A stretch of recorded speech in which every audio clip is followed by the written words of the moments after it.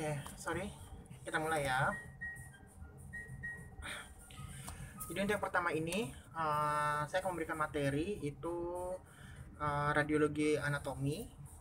Untuk materinya itu adalah sorry, ini gimana sih?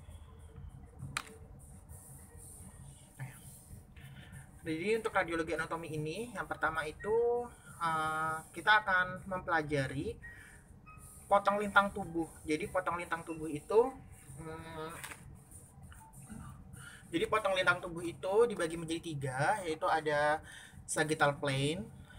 Sagittal plane itu memotong tubuh tepat di mid sagittal.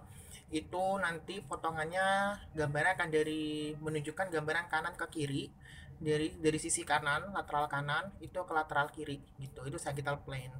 Kemudian ada lagi namanya coronal plane. Coronal plane itu memotong sisi tubuh di mid coronal. Jadi nanti gambarannya itu anteroposterior. Anteroposterior berarti dari sisi depan tubuh ke sisi belakang tubuh gitu. Kemudian yang ketiga ada potongan transversal atau biasa disebut juga potongan aksial. Nah, untuk potongan transversal atau aksial ini dia memotong tubuh itu superior inferior. Superior inferior berarti dari atas kepala ke ujung kaki gitu. Nah, untuk materi yang pertama ini kita akan belajar tentang anatomy of brain. Itu ada cross sectional anatomy of brain gitu ya. Sama nanti ada angiografi anatomy of brain juga di bagian bawahnya. Sebelum kita belajar ke anatomi radiologi atau gambaran radiologinya, kita review kembali nih anatomi otak itu seperti apa. Jadi brain atau otak adalah organ tubuh yang sangat penting karena merupakan pusat komputer semua organ tubuh. Otak dibungkus oleh selaput otak dan tulang tengkorak yang kuat dan terletak di dalam rongga tengkorak. Otak terdiri dari otak besar atau cerebrum, batang otak atau truncus encephalii, dan otak kecil atau cerebellum. Nah, untuk bagian otak itu terdiri dari tiga bagian, yakni otak besar, otak kecil, dan batang otak. Otak besar atau cerebrum berfungsi dalam berpikir secara sadar, fungsi intelektual, penyimpanan dan pemrosesan memori otak, regulasi sadar, dan bawah sadar dari kontraksi otot rangka. Sedangkan untuk otak kecil atau cerebellum itu berfungsi mengkoordinasikan pola motorik somatik yang kompleks dari otak besar serta mengontrol gerak dan keseimbangan. Nah, batang otak itu terdiri dari 4 bagian, yaitu di encephalon. Di encephalon itu ada lagi bagian-bagiannya, ada thalamus atau pusat informasi sensorik, kemudian ada hipotalamus mengendalikan emosi, fungsi otonom, dan produksi hormon. Kemudian untuk mesencephalon itu memproses data visual dan auditori serta kesadaran. Selanjutnya ada pons, itu menyampaikan informasi sensorik ke otak kecil dan thalamus. Dan ada medulla oblongata, itu menyampaikan informasi sensorik ke thalamus dan ke bagian lain dari batang otak. Nah, ini gambaran brainnya ya. Jadi di sini ada brain itu terdiri dari dua hemisfer, hemisfer kanan dan hemisfer kiri. Jadi hemisfer ini adalah bagian otak kanan, otak kiri. Di tengah-tengahnya ada longitudinal fissure atau potongannya. Kemudian di sini letak frontal lobe atau lobus frontalis. Kemudian ada lateral fissure, ada lobus temporalis, cerebellum letaknya di belakang. Kemudian ada medulla oblongata. Gitu. Ini dari pandangan anterior ya. Nah, untuk pandangan dari superiornya atau dari atas, perlu diperhatikan ada sisi anterior, kemudian sisi posterior. Nah, di sini akan terlihat right cerebral hemisphere. Jadi ini hemisfer kanan, kemudian yang bagian bawah ada hemisfer kiri, gitu. Kemudian di dalam otak, di luar otak, ini udah dibuka ya bungkusnya. Jadi ada bungkusnya. Otak kita ada bungkusnya, namanya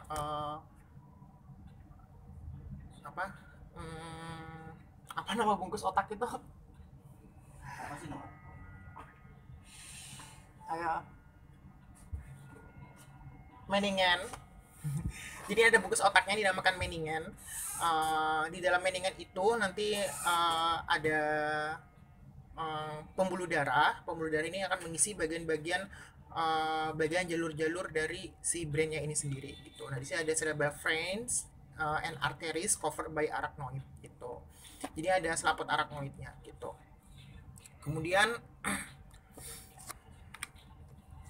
dari gambaran posterior itu kita bisa melihat ada lobus parietal, lobus occipital bagian belakang, parietal itu bagian atas, kemudian ada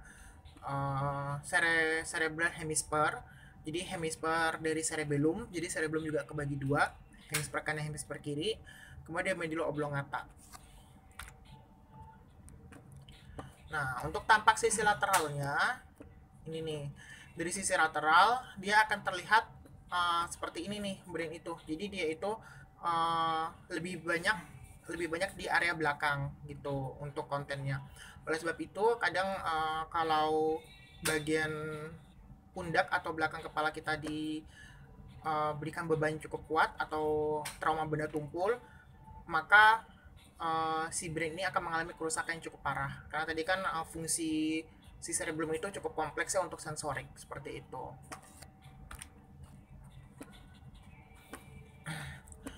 Nah, di sini ada fungsi-fungsinya atau fisiologis dari masing-masing anatomi. Nanti untuk fisiologis bisa di-review kembali ya, gitu. Selanjutnya ada di otak itu ada ventricle. Ventricle adalah ruang yang berisi cairan di dalam otak.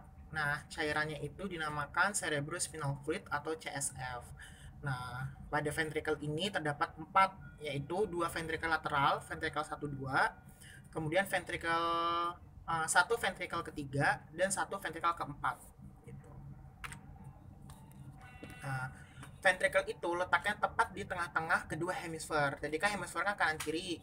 Nah, di tengah-tengah ada ventricle yang berisi cairan. Nah, di sini ada gambaran ventricle-nya dibikin agak ngeblur karena dia menunjukkan posisi di dalam otak gitu. Nah, di sini ada lateral ventricle. Lateral ventricle itu letaknya di superior, itu kanan kiri tadi, atau ventricle 1 2. Kemudian ada interventricular foramen, itu penghubung dari ventricle lateral ke third ventricle atau ventricle 3 gitu.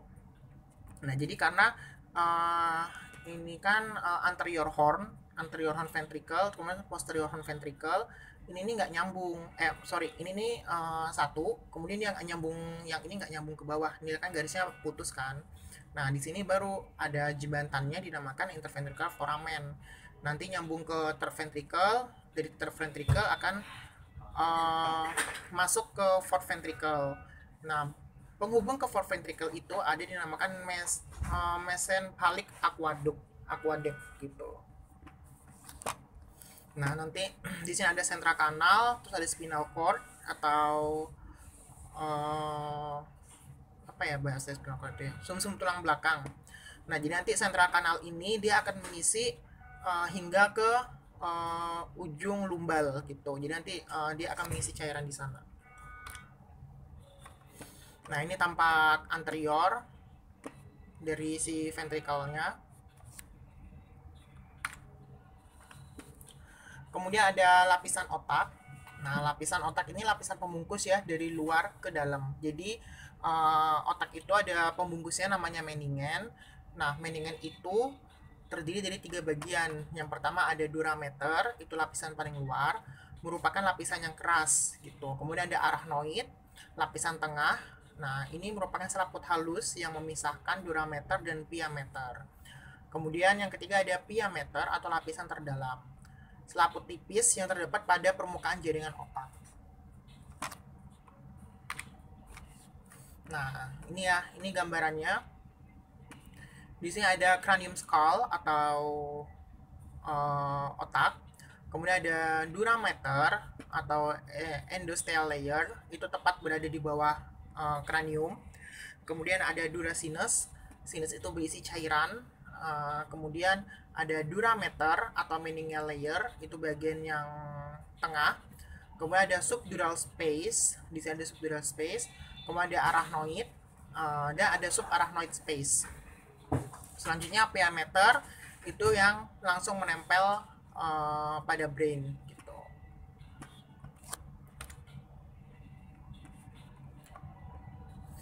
Nah, kemudian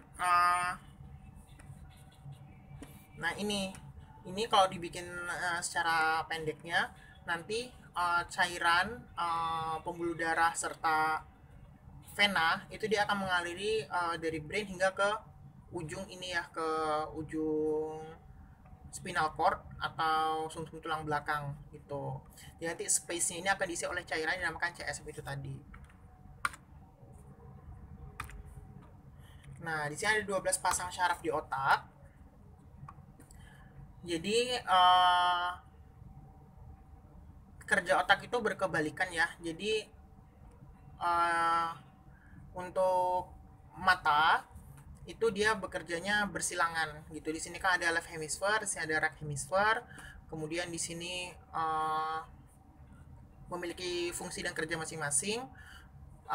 Pada bagian temporal, parietal kiri ini ada General Interpretive Center atau Language dan Mathematical Calculation. Kemudian ada temporal itu ada Auditory Cortex atau right ear. Kemudian ada temporal kiri, itu juga fungsi itu Auditory Cortex atau left ear. Kemudian pada sisi parietal atas itu ada writing, ada analysis by touch. Kemudian pada frontal itu ada speech center. Kemudian mata itu menyilang ya fungsinya ya. Jadi yang kanan itu ke kiri, yang kiri ke kanan gitu.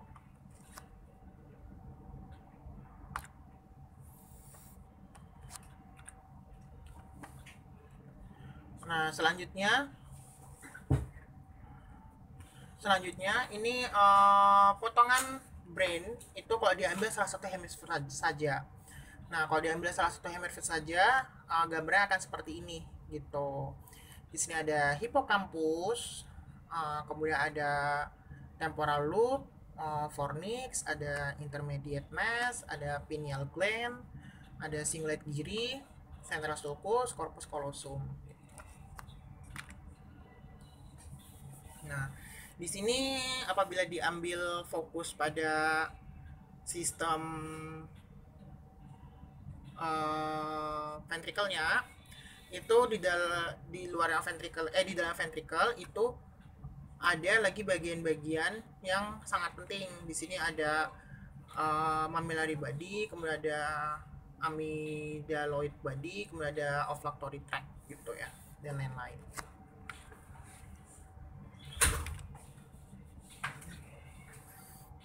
Nah, ini anatomi cross-seksionalnya ya. Anatomi cross-seksional ini dipotong itu mid sagittal. Jadi ini potongan sagittal dari brain. Potongan sagittal dari brain akan menghasilkan gambaran seperti ini kalau pada otak yang real atau otak beneran gitu. Nanti kalau pada gambaran anatomi radiologi itu beda lagi gambarannya seperti itu. Nah, kemudian ini potongan koronal. Nah, tadi kan saya bilang koronal itu dari depan ke belakang atau anteroposterior. Nah, ini potongan koronal dari brain itu akan terlihat bahwa brain itu tuh dia itu bentuknya itu konsistensinya itu seperti sumsum ya, seperti sumsum. Kalau teman-teman pernah makan sumsum ayam itu komposisinya itu putih seperti itu.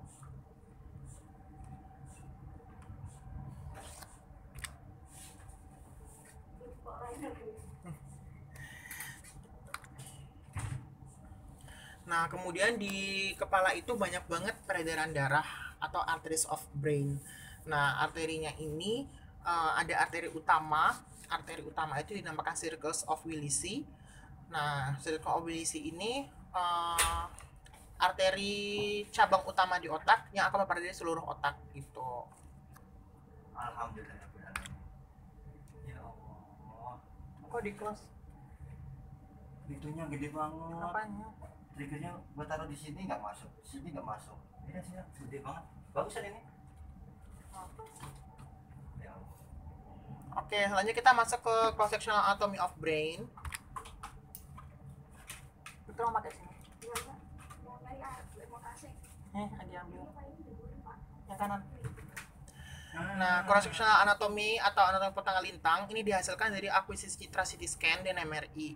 Nah, jika pada ronsen kita dapat mengamati anatomi secara AP, lateral, oblik, lain halnya pada anatomi potongan lintang yang menghasilkan potongan aksial, sagittal, dan koronal. Nah, nanti kalau teman-teman sudah masuk ke pelajaran CT scan dasar dan MRI dasar, nanti untuk anatominya beda lagi gitu.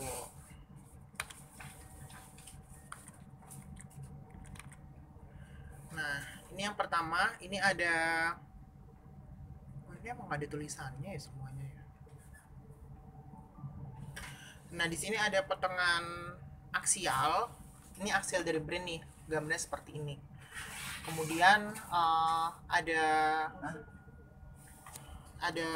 koronal. Itu mau baca di sini. Di sono lama sendirian, gue jadi asisten pengambil hasil. Tapi gue ngetiknya di sono. Nah, kemana? Gue ngetiknya di sono, gue lihat gambar di sini. Enggak. Tapi gitu. Posisinya mana?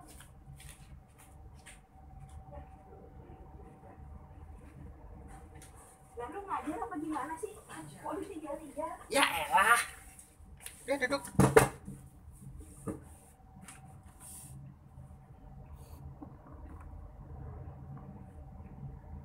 Kok Rama sendiri? Oh, si Agus kok Oka ya? Gimana kok gitu terus sih? Kayak nasi. Apa? Koilnya mungkin ada yang nggak kelek. Oh iya. Kau pakai berapa koil? Apa pesannya apa?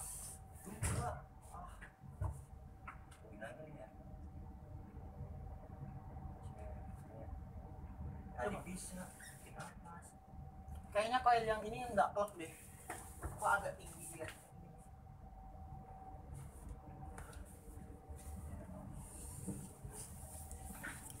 Di jam berapa ini Mi? Satu belum kelar. Oke, maaf kita lanjut ya. Nah, di sini ada potongan koronal. Nah, ini koronal dari brain, tapi ini menggunakan windowing sinus gitu atau bone. Nah, untuk windowing ini dia itu bagus untuk melihat sinusitis gitu. Jadi bisa dilihat di sini yang CT scan yang aksialnya ini ada parietal kanan dan kiri.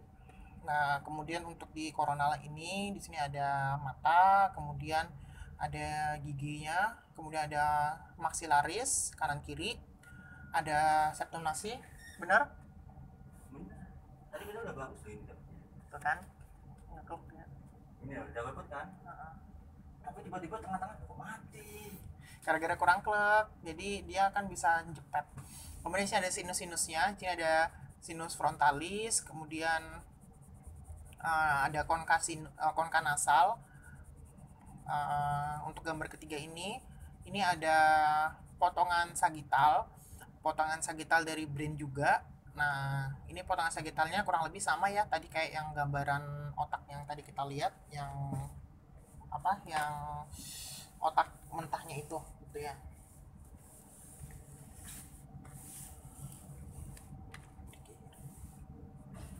Nah, selanjutnya turun agak ke bawah. Ini namanya ventricle. Di sini ada ventricle lateralis, itu ada kanan kiri, kedinginan ya. Kemudian pada gambaran koronal ini sinus maxillarisnya kanan kiri memang besar seperti ini ya, ini normal. Nanti kalau dia ada polip itu di tengah-tengah antara hitam ini ada gambaran grayscale, gambaran abu seperti otaknya ini. Emang udah dikirim dong? Nah, kemudian ini untuk aksial yang lebih ke inferior dari brain itu ada cerebellum, hemisfer kanan dan kiri. Kemudian di sini teman-teman bisa lihat ada mata kanan kiri, kemudian ada sinus ethmoid dan sphenoid yang bagian dalam, kemudian ada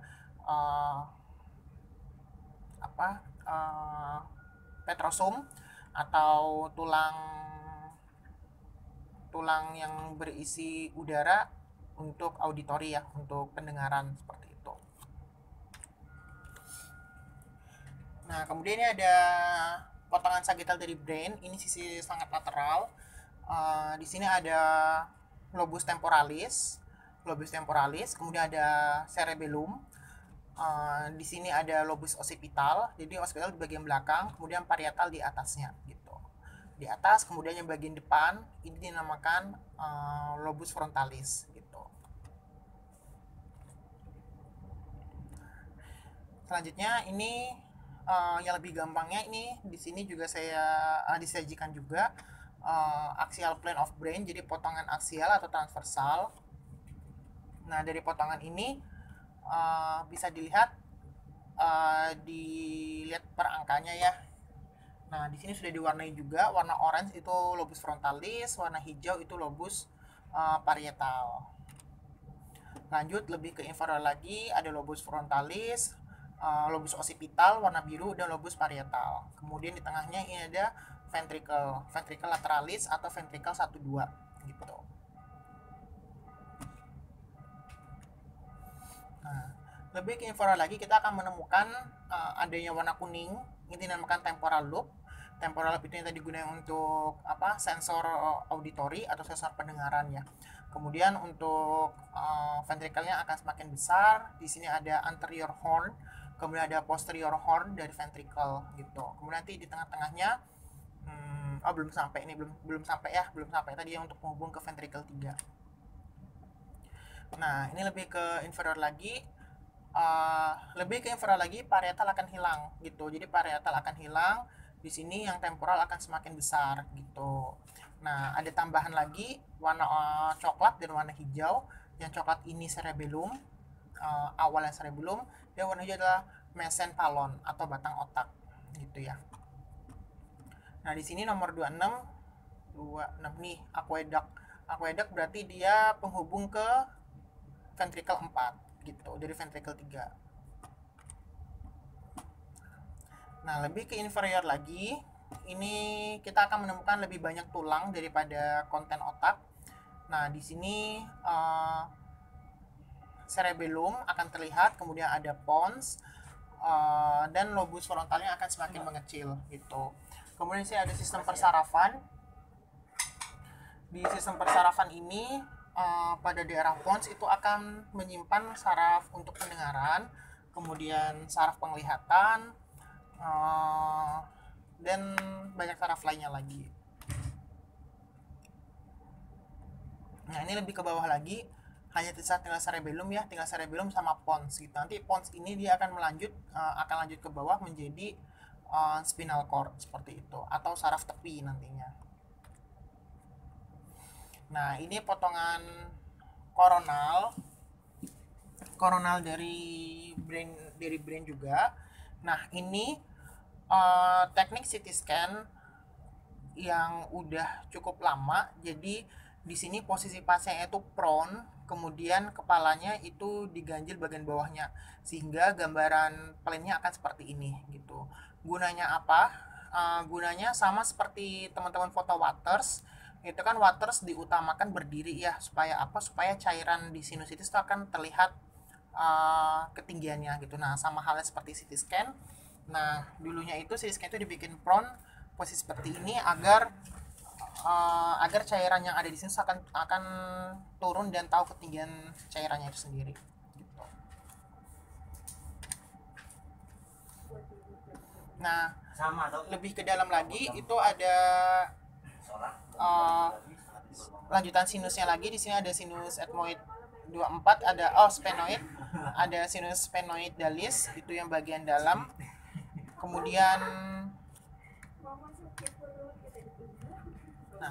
Kemudian di sini ada nomor 7, kita ada sphenoid sinus lagi, lanjutan sphenoid sinus. Dan di sini akan terlihat TMJ juga ya. Ini ada TMJ-nya karena kepotong di sini.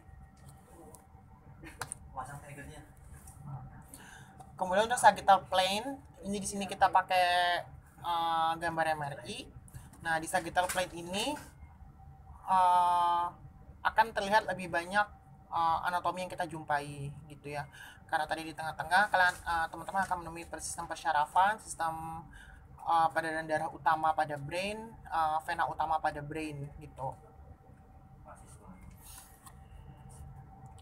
Nanti untuk apa namanya tinggal dibaca lagi satu-satu ya. Nanti untuk dipelajarin lagi. Nanti kalau dijelasin satu akan lebih panjang lagi gitu. Nah, kemudian di sini tadi yang kita lihat tadi yang sistem ventricle, jika kita zoom lebih ke ventricle, lebih fokus ke ventricle, nanti akan terlihat bagian-bagian anatomi yang telah tertulis di sini ya gitu.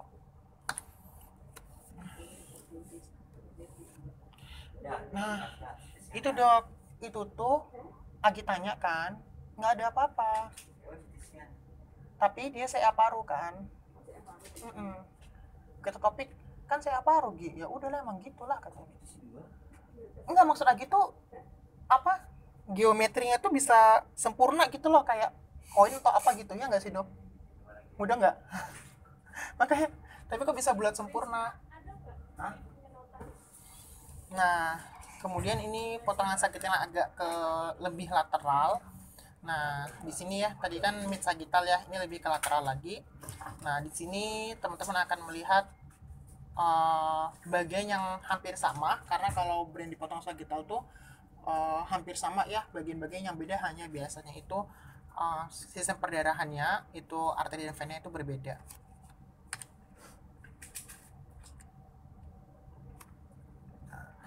Ini potongan temporal. Nah, di sini ada temporal loop, nomor 14. 14 itu ada dente giri, kemudian aku juga nggak tahu, bacain doang gitu ya. Jadi ini menjadi satu kesatuan yang dinamakan itu temporal. Jadi kalau misalnya kejang itu biasa dilakukan MRI itu pada temporal loop-nya. Nah, selanjutnya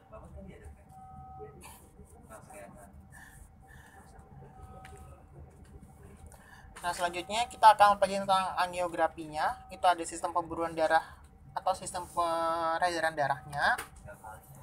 Nah, jadi angiografi anatomi atau anatomi pembuluh darah itu dapat dihasilkan dari pencitraan digital subtraction angiografi atau DSA, atau dapat juga dengan menggunakan CT scan angiografi atau CTA, atau dengan menggunakan MR angiografi atau MRA gitu. Jadi secara umum anatomi dihasilkan dari berbagai modalitas yang sama. Angiografi sendiri dibagi ke dalam dua jenis, yaitu arteriografi untuk pembuluh darah arteri dan venografi untuk pembuluh darah vena. Nah, di sini ada arteriografi of brain. Jadi untuk arteriografi of brain tadi yang saya bilang, cabang utama dari arteri di brain itu dinamakan circles of Willisi. Jadi ini adalah satu kesatuan yang dinamakan circles of Willisi. Nah, pembentuknya itu baru ada bagian-bagian lagi nih untuk pembentuknya. Seperti di sini ada 18. Ada internal carotid artery, arteri carotid interna, kemudian ada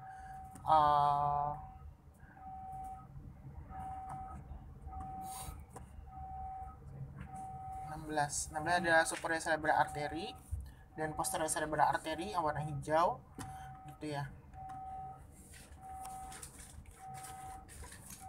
Nah, ini arteriografi brain dari sisi lateral. Jadi kalau dari sisi lateral itu akan terlihat anatominya itu melengkung mengikuti bentuknya si ventricle tadi gitu ya, ventricle.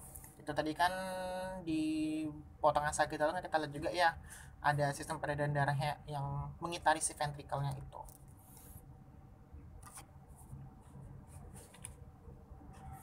Nah, ini kalau arteriografi dari sisi superior atau cranial view.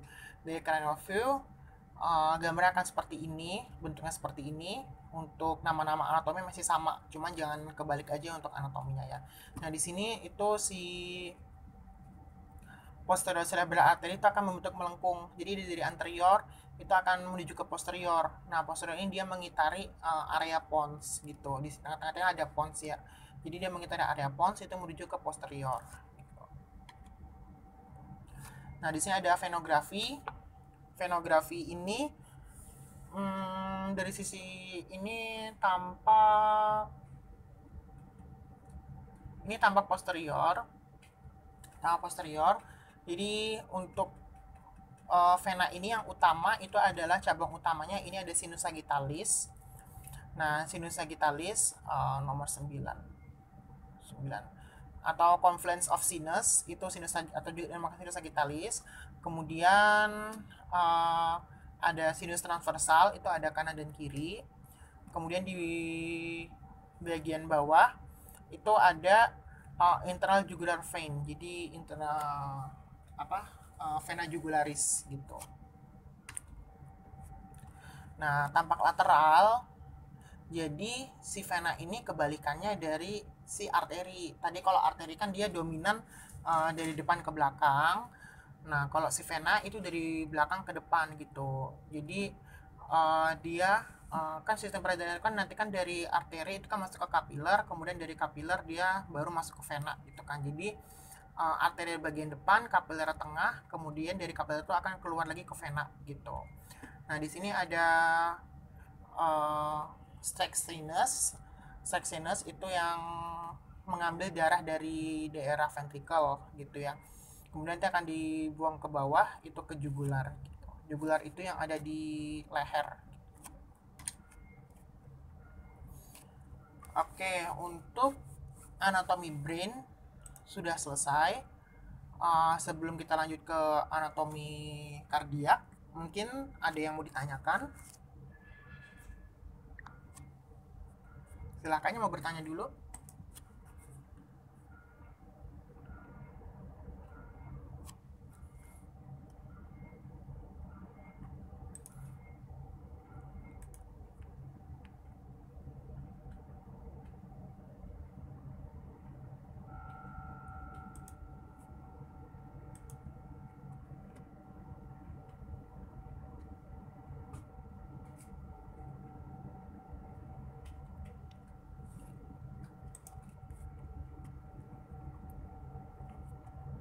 Oke, kalau tidak ada yang mau bertanya, kita lanjut ke anatomi kardiak ya.